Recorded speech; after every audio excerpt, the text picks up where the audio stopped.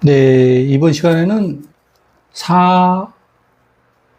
이제 우리 4학기의 4강, 1960년 이후에 비약적 교회 성장의 명암에 대해서 우리가 함께 생각을 해보는 시간을 갖겠습니다. 이번 시간에는 각 정부와 기독교와의 관계, 1950년부터 한 90년대까지 미국 기독교의 변화, 그다음에 한국 교회의 비약적 성장과 그 명암에 대해서, 또 이단 종파가 또 어떻게 출현됐는지에 대해서 우리가 또 간략하게 생각하는 시간을 갖겠습니다. 먼저 각 정부와 기독교와의 관계는 어땠나? 1950년대부터 90년대까지. 1950년대는 이제 이승만 정부 때인데, 이승만 대통령이 이제 기독교 개종을 하고 이제 활동을 하게 됐고, 이승만 대통령은 황해도 출신이고, 이제 서울로, 이제 어렸을 때 올라와서 배제 학당을 제학을 했고, 아펜젤러, 벙커, 선교사들하고 이제 교제를 폭넓게 했습니다. 그 이후에 독립협회에 이제 가담해서 개혁운동을 하게 되고, 또 이제 1898년 정부의 독립협회 강제 해산 이후에, 그 다음에 이제 구금이 돼요. 구금에서 옥중에서 개종을 하게 되는데, 1902년에 풀려난 안국동 교회에 이제 출석을 하면서, 도미를 하게 됩니다. 그래서 미국에 체류하면서 박사학위를 취득하고 독립운동에 힘쓰고, 해방 후에 이제 귀국을 하게 됩니다. 근데 이제 1948년에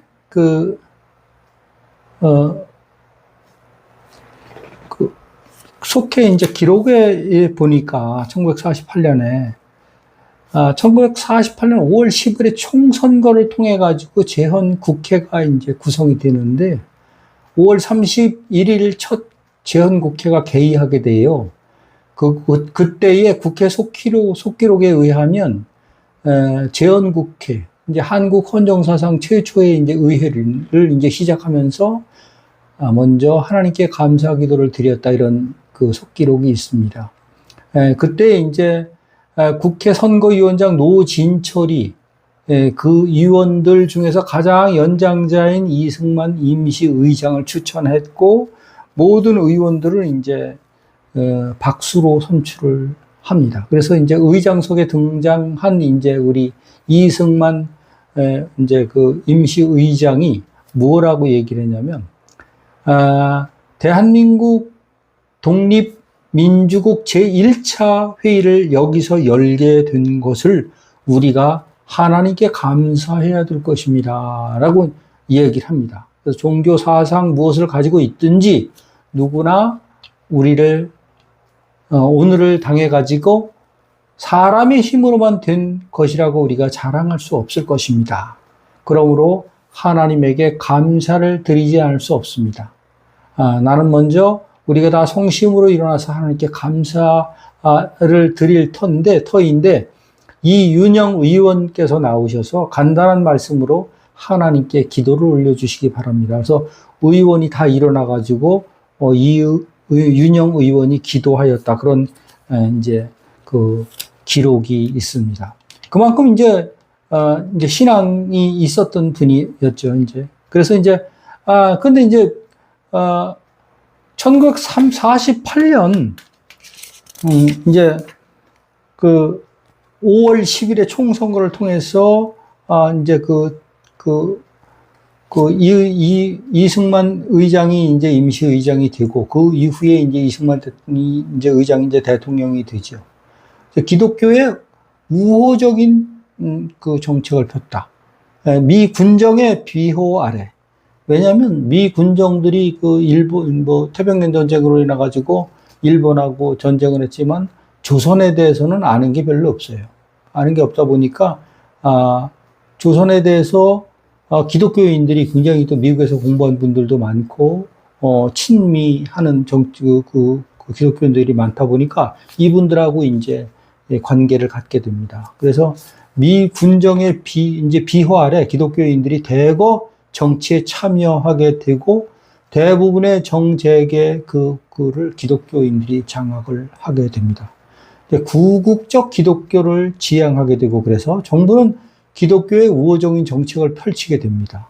그때 군종제도가 이제 생기게 되는데 1949년부터 논의가 돼요. 그래서 50년에 구체화되고 51년에 본격적인 실시가 되는데 그때 이제 어떤 카투사가 진정서를 냈다 그래요. 그때 그 카투사가 신앙으로 무장해서 죽음의 두려움을 이겨낼 수 있도록 군종제도를 좀 넣어주십시오. 이렇게 탄원서를 냈어요. 그것이 계기가 또 특별히 계기가 돼가지고, 이제 이승만 대통령이 이제 그 장로, 기독교, 가암리교회 이제 장로였는데, 군종제도를 기독교에만 주기 위해서 기독교, 이제 개신교 선교사, 신부와 이제 면담을 해서 국가 재정이 없으니까, 일단 기독교부터 해봅시다. 그래서 국가 여력이 없음을 확인한 다음에, 이제 그 기독교에서 먼저 시작하게 된 겁니다.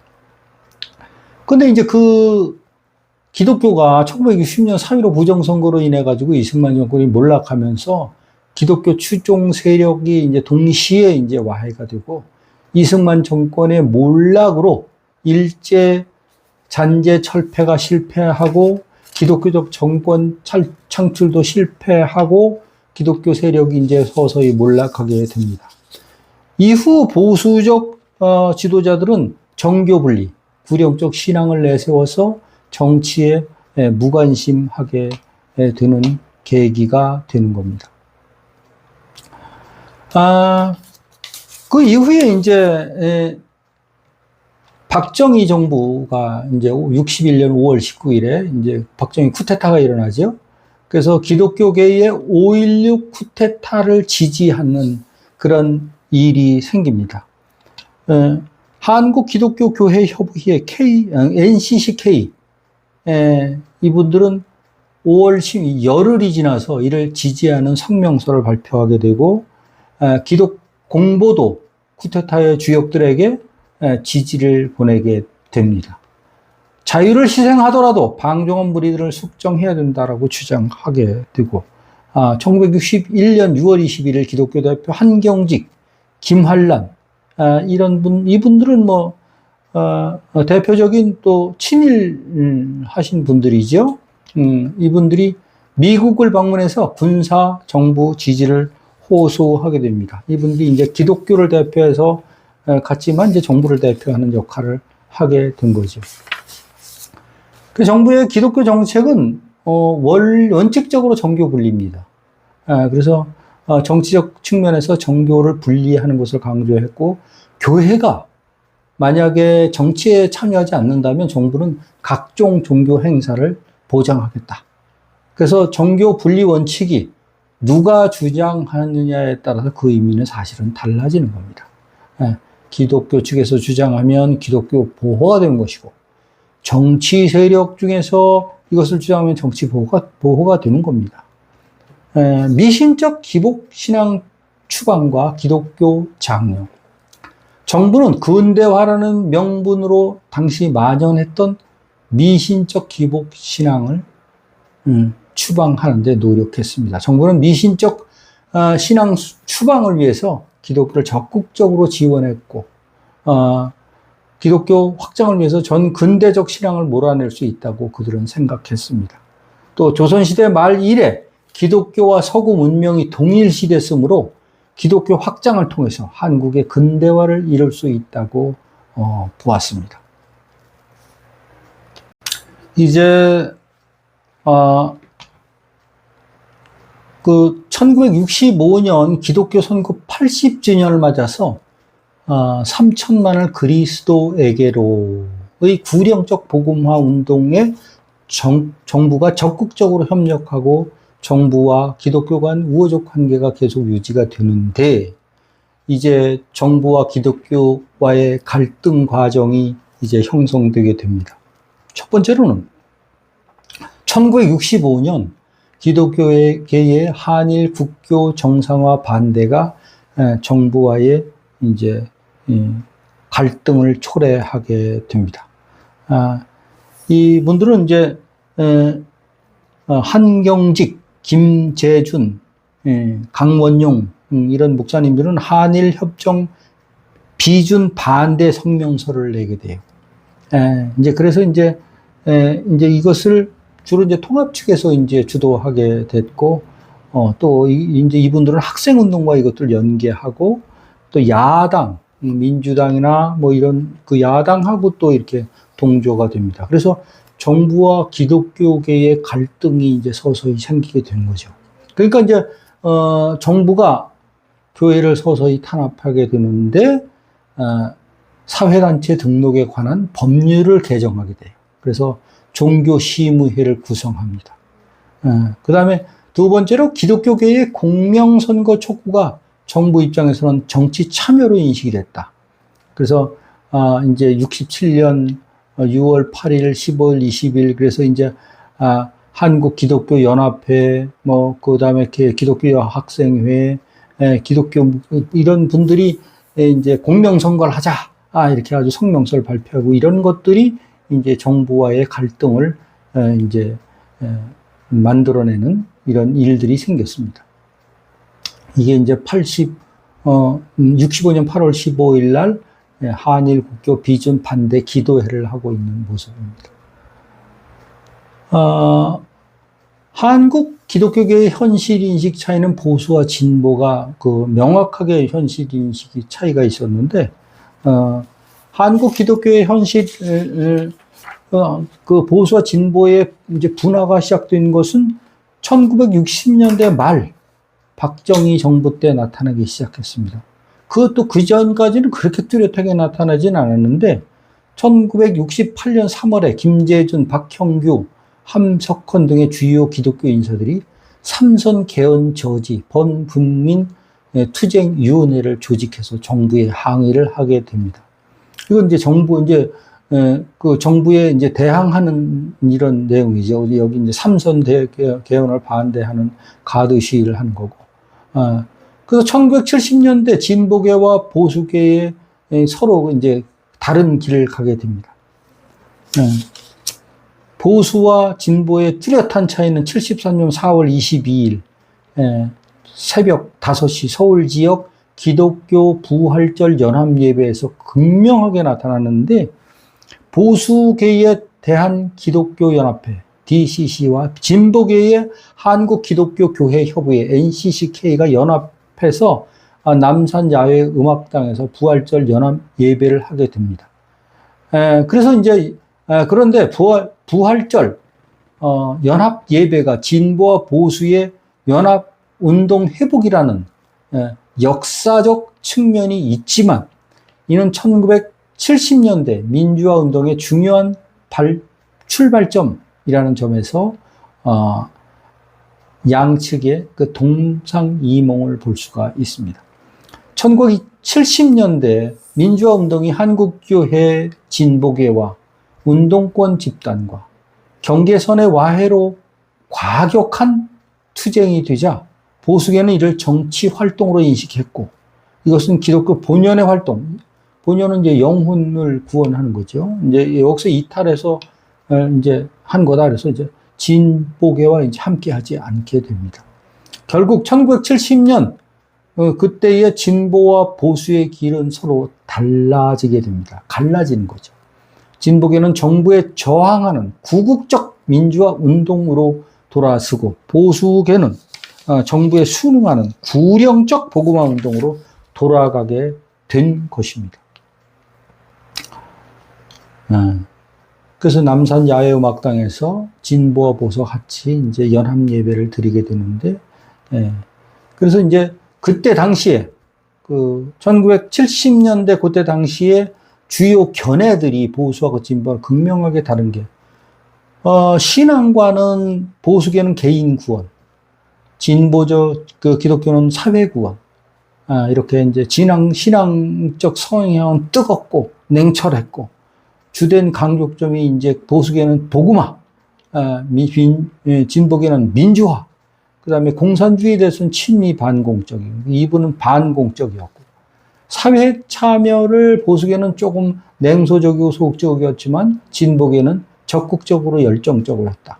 정부와의 관계도 보수계는 친정부적인 사람들로 이루어졌고, 진보적 기독교는 반정부적으로 이루어지게 됐다. 이렇게 극명하게 보수와 진보 교계도 이제 나뉘게 되는 겁니다. 그런 즈음에 이제 1980년이 됩니다. 1979년에 이제 박정희 대통령이 시해되고, 그 이후에, 이제 전두환 노태우 정부가 탄생을 하게 됐는데, 12.12 군사 쿠데타를 놓고 기독교의 반응이 또 다릅니다. 보수 기독교계는, 국가 조찬 기도회를 이제 12.12 군사 쿠데타 세력을 하나님의 이름으로 축복하게 됩니다. 이분들이 이제 누구냐? 한경직, 조향록, 김지길, 정진경, 이런 분들이 교단장 23명이 참여하게 돼서, 군사 쿠데타를 합리화하고 미화하는 기도회를 같이 열어준 겁니다. 진보 기독교계는 군사 쿠데타의 광주 시민학살을 강력하게 규탄하는 서로 완전히 다른 길을 가게 됐고, 전통문화 제흥을 위한 관제 행사를 국가에서 이제 도와주게 됩니다. 그래서 국풍 81, 그래서 이제 대규모 이제 여의도에서 이제 행사를 열는데, 그때 이제 전국 198개 대학의 6,000명 학생과 한 1,700, 10,000명이 넘는 사람들이 참여해서 민족문화를 중심으로 한 공연도 하고 축제도 하고 장터를 이제 이루는 것을 운영했는데, 전국적으로 무속인도 초대하고 전통문화 무속 신앙을 장려하고, 이로 인해서 미신적 신앙이 만연하게 되는 또 계기가 되고, 요거 이제 국풍 81 그 장면입니다. 여의도에 모였던 사람들. 이제 이때 이제 정부가 이제 주도해서 이런 것을 했죠. 그때에 84년 즈음에서 또 로마 교황청의 교황 바오로 2세가 방문을 해서 103위 시송식을 거행하게 됩니다. 한국 기독교 100주년 선교 기념 대회가 84년 8월에 있었는데, 여의도 광장에서 한 100만 명이 모이는 엄청나게 큰 행사로 이제 이룩하게 됩니다. 1950년에서 90년 사이에 그러면 미국 기독교는 어떻게 변화했던가? 신복음주의 시대가 요청됩니다. 신복음주의 시대. 근본주의에 대한 반성. 반지성적, 반사회개혁적 그 근본주의에 대해서 그 반성을 하고, 적극적인 이제 사회 참여를 시작하게 되는 것이 신복음주의 시대인데, 선교의 활성화 등으로 이전 복음주의로 회복하기를 노력했다. 그 중에 하나가 이제 대규모 대중 전도 집회. 이게 이제 무디 사후의 주요 이제 부흥 운동가가 있었는데, 사무엘 존스, 이분을 남부의 무디라고 불렀습니다. 루벤 토리, 무디 조력사입니다. 전 세계 전도 여행을 하신 분입니다. 윌버 체프만, 이게 미국의 가장 위대한 전도자라고 합니다. 빌리 선데이, 이런 분들이, 이런 분들이 이제 미국의 대규모 전도를 운동을 했는데, 그 중에서 빌리 그레이엄, 이분은 이제 한국에도 몇 번 오셨었죠. 미국에서 가장 영향력 있는 부흥 전도사. 이런 분들이 이제 대규모 대중 전도 운동을 펼치게 됩니다. 이제 교회 성장 운동이 이제 함께 하게 되는데, 신복음주의의 확산을 위해서 세워진 학교가 풀러신학교. 여기에 이제 교회 성장학과가 설치되고, 교회 성장 신학은 본래 선교학 이론으로 출발했는데, 1960년대 풀러신학교에 도널드 맥가브란의 그분이 기초를 놓았습니다. 이제 그래서 교회 성장학의 영향으로 세계적으로 이제 메가처치, 큰 대형 교회들이 등장을 하게 됩니다. 이후 이것에 영향을 받은 한국 목회자들의 최우선 과제가 뭐냐면, 교회의 양적 성장 혹은 부흥이 이제 그분의 최우선의 과제가 된 것입니다. 그 다음에 이제 제3의 이제 물결 운동이 이제 펼쳐지게 되는데,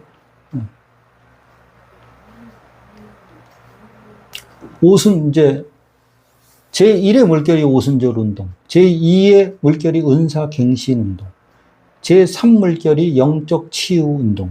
그래서 이게 1900년대 초부터 이루어진 것이 1990년대 영과 마음과 육신의 질병으로 고통당하는 사람들을 치유하고 귀신을 쫓아내는 등 영적 치유를 강조하는 그런 제3의 물결 존 위인버에 의해서 태동됩니다. 찰스 파함이나 존 위인버 이분들입니다. 그다음에 복음주의 에큐메니컬 운동. 세계 WCC에 대한 이제 반작용으로 WCC의 이제 선교 신학이 지나치게 좌경화됐다고 이제 생각한 사람들. 이 에큐메니컬 운동이 이제 교회 일치 운동이죠. 그다음에 세계 교회주의라고도 합니다. 이제 그렇게 판단한 복음주의자들이 이제 말하자면 그 보수주의자들이 모임을 갖고 이에 대응할 복음주의적 선교 신앙을 제시하게 되는데, 이게 이제 피튼 선언으로 이어지고 프랑크푸르트 선언으로 이어지고, 이게 66년, 70년 이렇게 이루어집니다. 그 다음에 이제 74년에 로잔 언약으로 이어집니다. 이때 로잔으로 150여 개국에서 2,700여 명의 복음주의자들이 참석한 회의가 로잔 회의입니다. 그래서 이제 세계적인 복음화 국제회의 WCC 선교 신학에 대응하는 복음주의적 연합운동의 성격을 가지고 있습니다.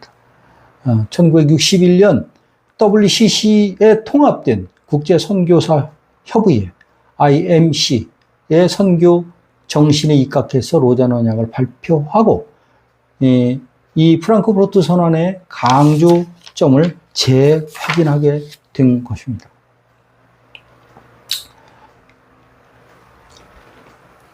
한국교회의 이제 비약적 성장과 그 명암. 한국교회가 아주 비약적으로 이루어지지요. 1900년, 이제 50년 이후부터 한 70년대, 80년대 초까지 어마어마한 비약적인 그 성장을 하게 되는데, 그 성장 가운데는 명암이 갈려지겠죠. 그래서 6.25 이후의 사회적 분위기는 어땠나? 분단 구조, 경제 성장, 사회 산업화에 따른 도시화, 이렇게 나눌 수 있는데, 6.25 전쟁, 8.15 해방과 6.15 전쟁 이후에 끝나지 않은 전쟁, 휴전으로 인해서 사회적으로 굉장히 불안한 관계가 있었다.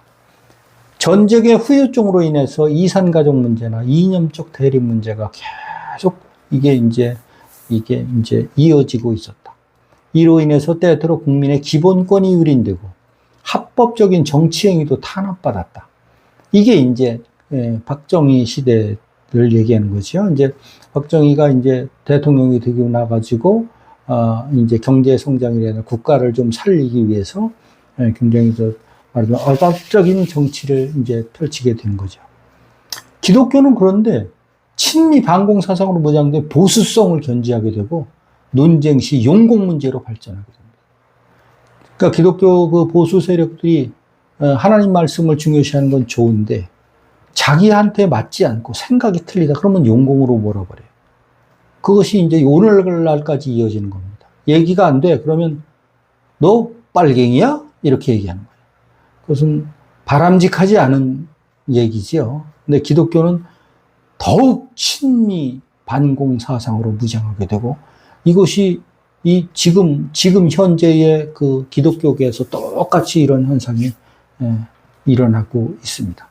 경제 성장은 일제 강점기의 수탈과 6.25 전쟁으로 인해서 국가적 경제 기반이 이제 몰락을 했는데, 이것이 이제 외채를 이제 가지고 들어가고 노동 집약적 사회 산업 구조를 만들고 수출 제일주의를 주도하게 되고, 이것이 성공해서 이제 경제 규모가 성장하게 되니까 문제가 뭐냐면 이제 분배된 문제가 나옵니다. 공정 분배가 이루어지고 있는 거냐? 그러다 보니까 이제 빈부의 격차가 굉장히 심화되게 되는 거죠. 그래서 이제 산업화에 따른 이제 도시화가 이루어지는, 도시로 전 국민이 집중하게 되는 거예요. 60년대에 도시 인구가 20%, 28%였는데 80년대에 거의 80%, 74.4%, 80% 가까이 사람들이 도시로 몰립니다. 이것이 지금까지 이어지고 있는 거예요. 2000년대가 지금 중순을 향해 가고 있는 이때에, 이때에도 지금 전국에 있는 거의 모든 소도시들이 인구가 줄고 있습니다. 그러니까 모든 산업화에 따른 그 혜택이 대도시로 몰리는 거예요. 그러니까 사람들은 이제 돈을 따라서 움직이기 때문에, 지금도, 급격히 계속 그 소도시들이 소멸돼 가고 있다. 이로 인해서 주택 문제, 농촌은, 그 시골에 있는 그 소도시에 있는 그 주택들은 막 너무 남아 돌아가지고 막 지금 막 빈 집들이 한 집 건너 하나, 두 집 건너 하나 이렇다고 그래요. 그러니까 그게 뭐 슬럼화가 되고, 또 거기 또, 범죄의 온상이 되고, 뭐 유령 도시같이 이렇게 돼버린다고. 밤에는 불이 다 꺼져 버리는 거예요. 이런 아주 부작용을 초래하고 있고, 농촌의 노동력이 감소해요. 젊은 사람들이 없으니까. 그 다음에 노령 인구가 이제 증가하게 되고, 일할 분들이 없으니까 시골에서는 이제 참 가슴 아픈 일이죠. 급격한 산업화는 물질주의, 배금주의적 가치관을 형성하게 된다. 그 다음에 이제 정체성의 위기, 정체성의 위기와 종교의 귀의. 급격한 사회 변화로 인해서 정체성의 위기를 맞게 되는데, 이제 그 사람들로 하여금 종교의 필요성을 더욱 극대화시켰다. 정치 만능주의, 가치관의 혼란, 심리적 불안, 이런 것들이 종교의 필요성을 더욱 느꼈지만, 오늘날의 그 젊은이들은 종교에 대해서 그렇게 호의적이지 않다.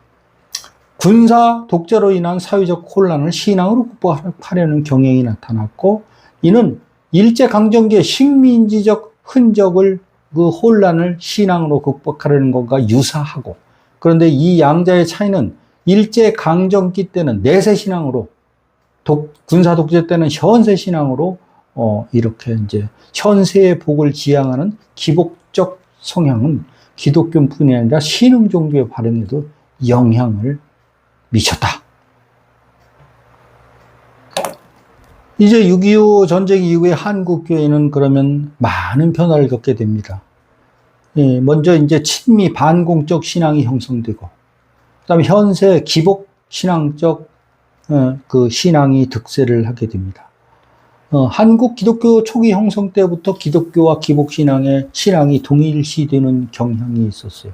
왜냐하면 우리나라가 불교 국가였고 아주 샤머니즘이 아주 그 팽배했던 그 1800년대 그 시기에 있던 그 우리 국민들이 교회를 받아들일 때 하나님 말씀이 중심이 되는 것이 아니고 그 세력을 이거 하나님이 이제 그 큰 미국의 그 큰 힘, 유럽의 큰 힘, 그 큰 힘을 그분들이 여과 없이 받아들이면서 보니까 이게 우리가 믿는 거하고 별 다르지 않네. 그냥 신을 믿는 거네.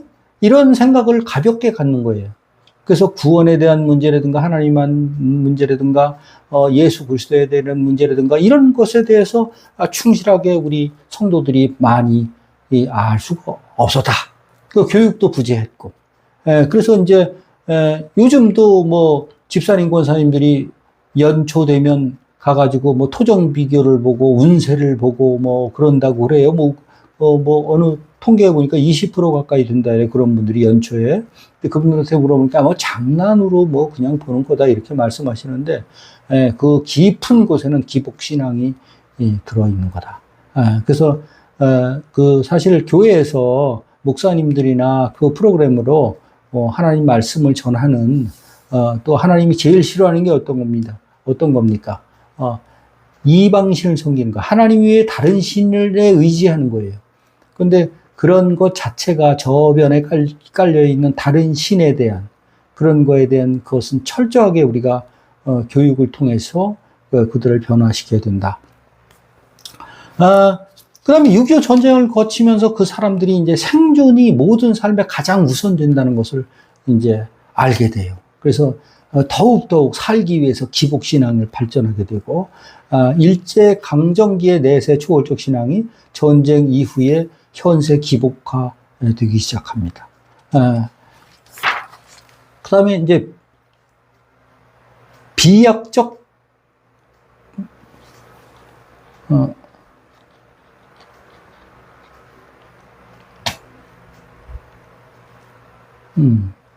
득세하게 되고,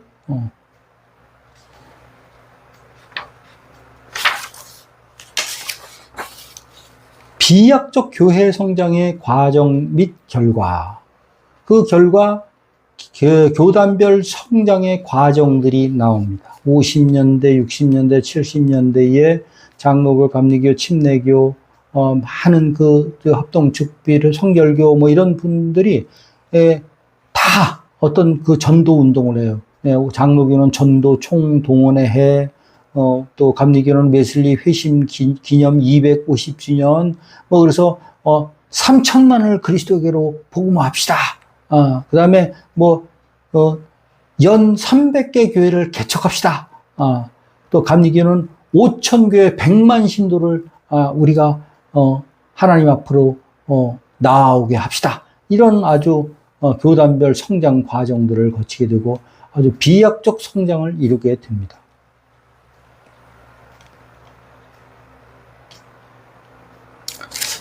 그 다음에 이제 대형교회의 이제 대형교회의 그 세계적인 부흥사 밥 피어스가 내 안에서 5차례에 걸쳐서 전국적인 전도 집회를 했는데, 막대한 비용을 썼어요. 그래서 전도 집회가 수만 명의 결신자를 얻고, 또 52년에 그걸 이제 2번에 걸쳐가지고 빌리 그레이엄이 이제 옵니다. 그래서 수많은 결신자를 이제 내게 되고, 이제 그런 엄청난 역사들을 일으키게 되고, 그래서 50년대, 60년대, 70년대, 걸쳐가지고, 이제, 교회가, 비약적으로는 교회 성장을 이루게 되는 겁니다.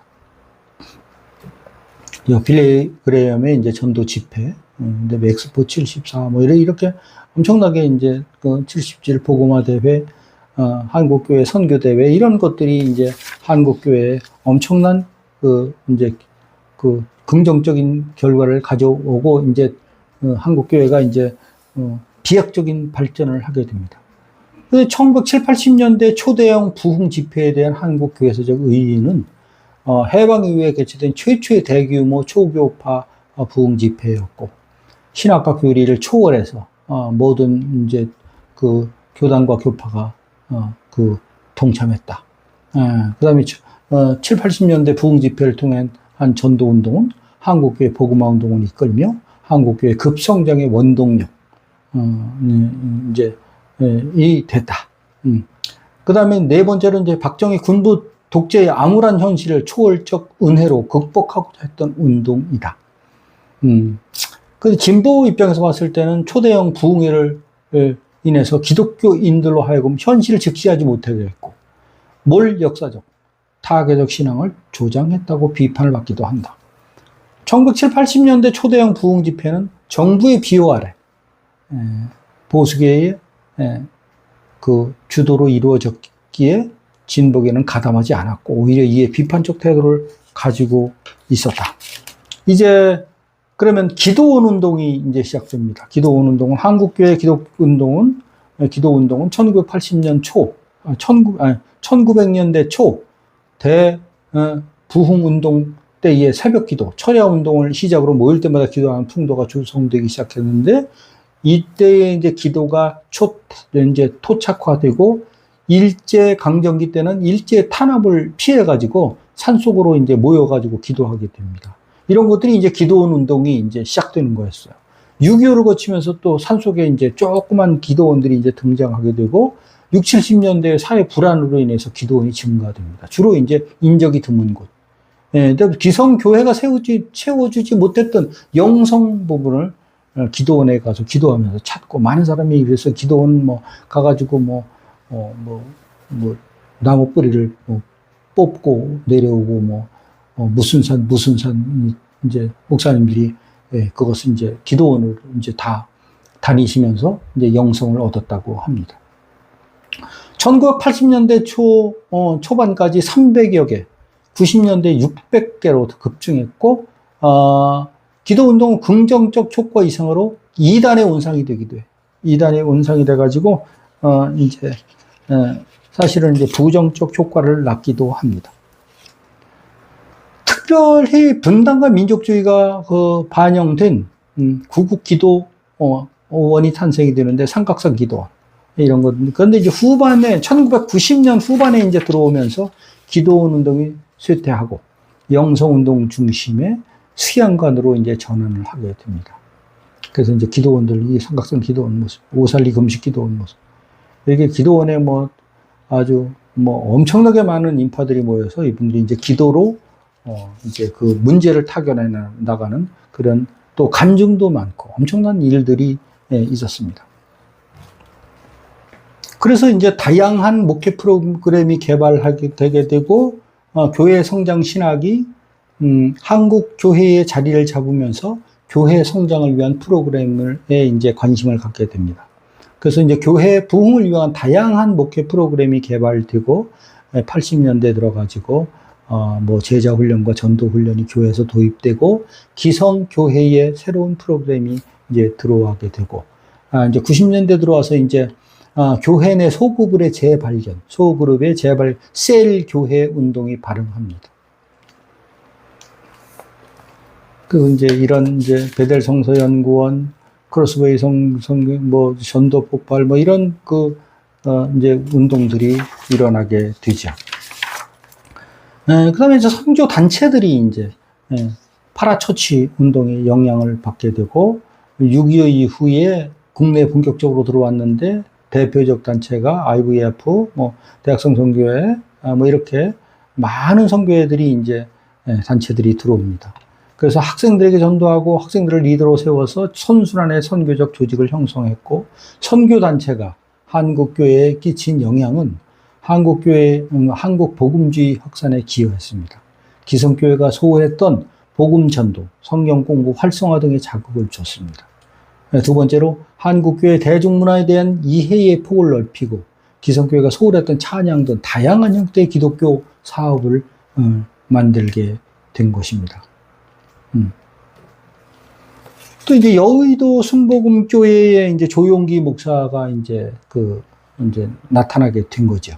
예, 이제 그분이 이제 순복음교회 급성장은 지금까지 한국교회 신앙의 지형도를 크게 바꿔놨는데, 조용기 목사가 독특한 오순절 교회보다 급진적 성향을 보이면서 이제 그 신학적 특징을 가지고 있고, 이분이 이제 뭐 오중복음이니 또 삼박자 축복이니 뭐 이런 것들을 가지고 이제 교회를 성장을 주도하게 됩니다.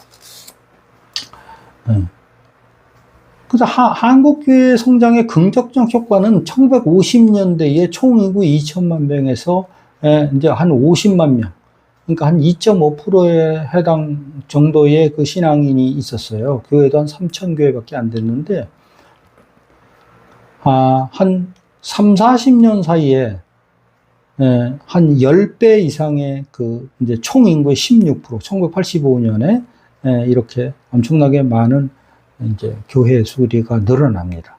지금은 뭐 한 2020년 이후에는 교회 수가 한 5만 개, 6만 개까지 된다고 그래요. 그래서 이제 이제 성도 수가 뭐 800만, 뭐 700만 이렇게 되는 이제 종교계 전체에서 뭐 가장 으뜸일 정도의 교회와 성도 수가 늘어나는 역할을 했습니다. 1970, 80년대 한국 교회의 급성장 요인은 뭐냐? 이제 지속적으로 일어난 대중적 전도 운동, 그 다음에 이제 각 교단이 활발하게 교세 확장 운동도 했고, 또 특히 군목 제도를 도입해가지고 이제 그 군대 내에서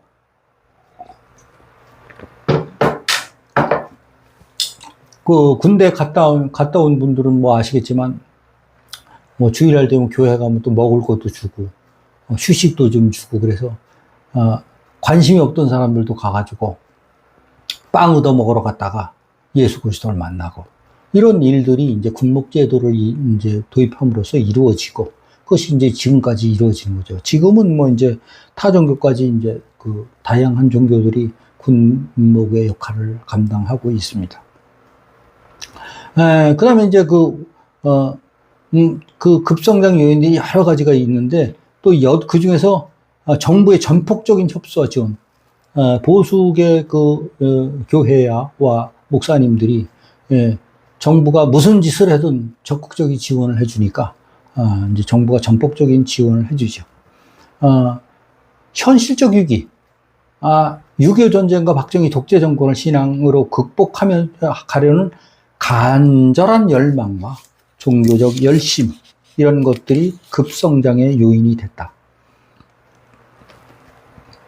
그 다음에 이제 해외 선교 확대가 이루어지는데 64년에부터 78년까지 한 14년 동안에 매년 한 서너 명 정도의 선교사를 해외로 파송했는데 70년대 이후, 80년대 이후 뭐 지금은 한 4, 5천 명 정도의 그 선교사를 파송하고 정식 선교사 파송을 안 받고 평신도 선교를 한다든가 이런 분들까지 합하면 10만 명이 넘다 그래요. 엄청난 일입니다.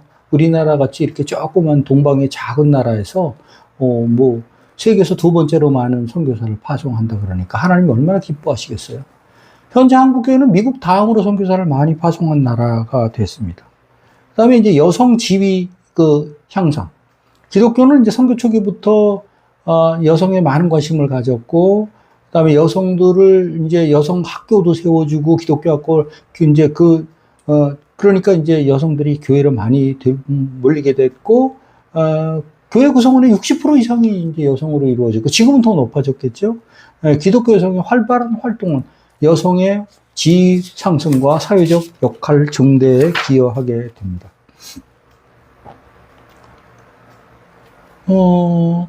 서양적 자본주의적 성향을 갖게 됩니다. 기독교는 전래 초기부터 서양 문명과 동일시되면서 많은 이들이 교회를 통해서 출세의 기회를 얻고자 했죠.